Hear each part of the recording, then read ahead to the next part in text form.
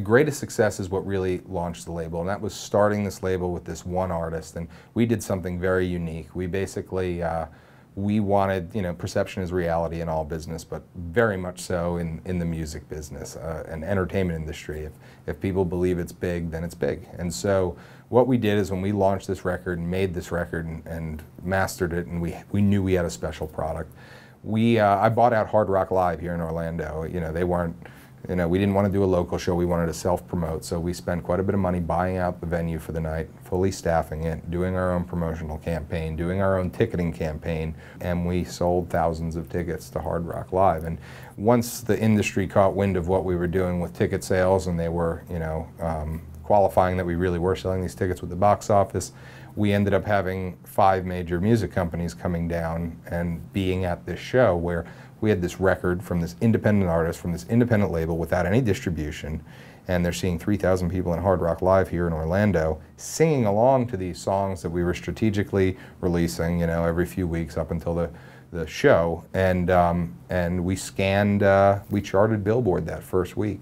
And so I that week, had calls from Billboard magazine and Nielsen SoundScan asking why this band from Orlando that no one has ever heard of, from this label that no one's ever heard of without any distribution, is charting. And so obviously a lot followed that. There was the trip to New York, all the labels split the cost, the bidding war, the horrible showcase that happened, and tears afterwards when I mean, I put my house on the line to start the label. I lost my house when I started the label. And so the highs and the lows are extreme. I've experienced both. But that again, that was one of those moments where I thought, okay, here's something big. And we thought we were going to be negotiating a 7-figure deal in New York that following week. And we were, until this particular band blew the showcase and we had to rebuild.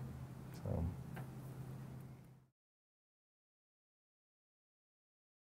Yeah, there's several examples of decisions of things I would have done differently. One thing that we did quite a bit at first was we spent a lot of money on things that were not necessary, or we overpaid, or because of the downsizing of the music industry, there's a lot of incredible talent out there, former CEOs, VPs, department heads without work. And so what a lot of those people have done is they've started companies. They've started marketing companies, they've started digital media, social media companies, they've started radio promotion companies, and they're starting these companies. You pay them a retainer, you pay them a fee, and then something good is supposed to happen, whatever their expertise area is. And we've spent tens of thousands, probably at this point hundreds of thousands of dollars on services that have produced nothing. I mean, and there's a lot of vendors out there that do that and don't get excited by their websites and don't get excited by their pitches. And so that's one. I've seen myself be ambitious, I've experienced myself be ambitious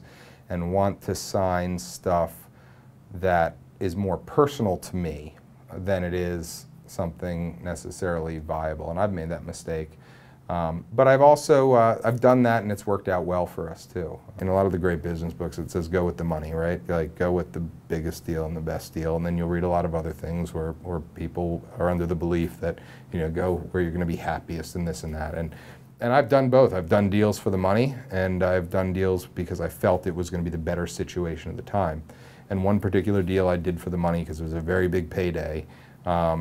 Had we gone with another choice with a major music company, we would have, I think the artist that I'm speaking about would have had a lot more success than going for the big payday. Making purely financial decisions sometimes can be a good thing and it can be a bad thing. It depends on what the end game is, and in this case it didn't work in our favor.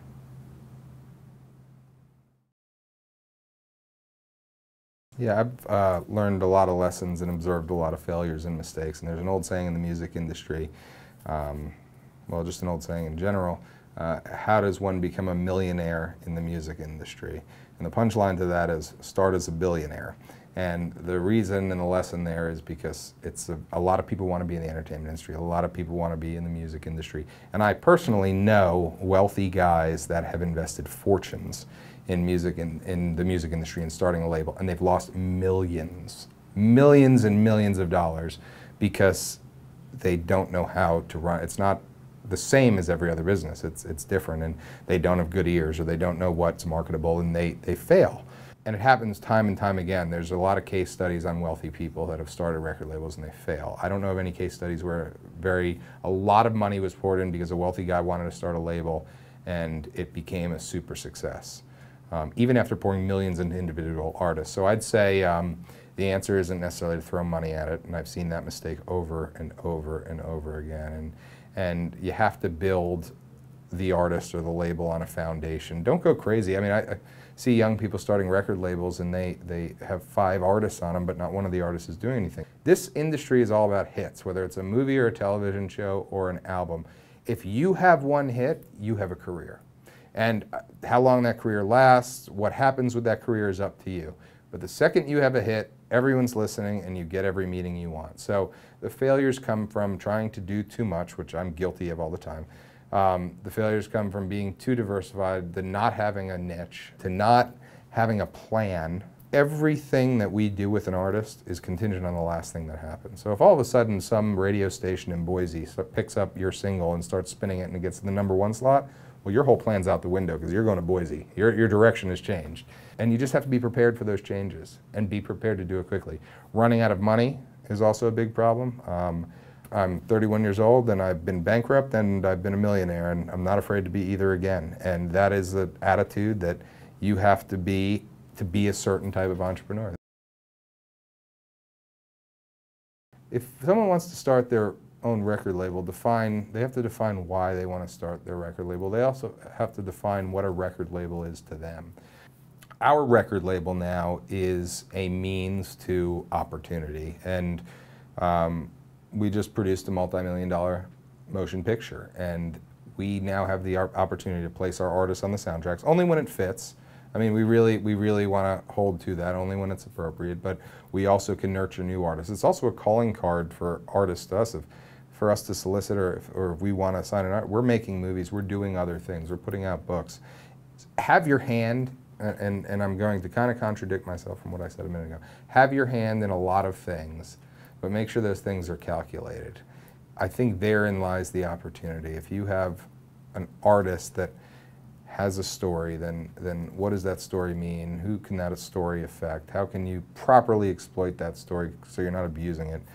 But I would just say make sure that there's some focus, make sure that there's some capital, even if that's your own capital you're making off your minimum wage job. You have to survive. Believe in your artists and make sure that they believe in you too, and that's so important because it's a journey together, and if they don't believe in you, it's going to be a miserable ride. Definitely have some business sense. If you don't have business sense, partner with someone who does. Know a little bit about business. Know what you're doing. And if you don't know what you're doing, learn it along the way and ask questions. No one minds when someone's asked a question. It's when people pretend that they know everything that it drives people up the wall. My story is crazy. I come from a really crazy place, and I've accomplished everything I've ever wanted to because I've tried and I've failed and I've tried again. And I failed, and then the people I've surrounded myself with and the artists that I've been able to work with in different capacities over the years, and what I've been able to learn from them and what they've been able to learn from me makes it fun and keeps you going.